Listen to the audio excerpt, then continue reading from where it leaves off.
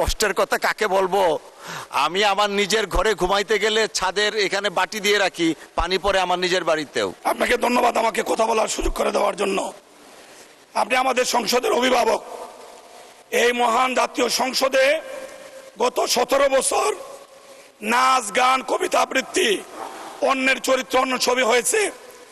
আপনার যে ফ্লোরে আমরা অধিবেশন করি ঠিক তার উপরে একতলায় আমরা নামাজ পড়ি। অসংখ্য মুসলমান আমরা জামাতে নামাজ পড়ি।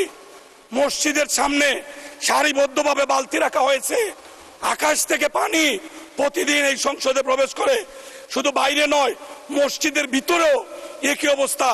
এই অধিবেশনে আমরা 9,38,000 কোটি টাকার বাজেট অনুমোদন দিয়েছি।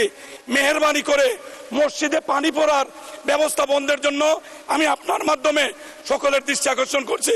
আপনাকে ধন্যবাদ। ধন্যবাদ মাননীয় হুইপ। এই বিষয়টা আসলে আমরাও জেনেছি, সংসদের ছাদ থেকে পানি পড়ে। আর কষ্টের কথা কাকে বলবো।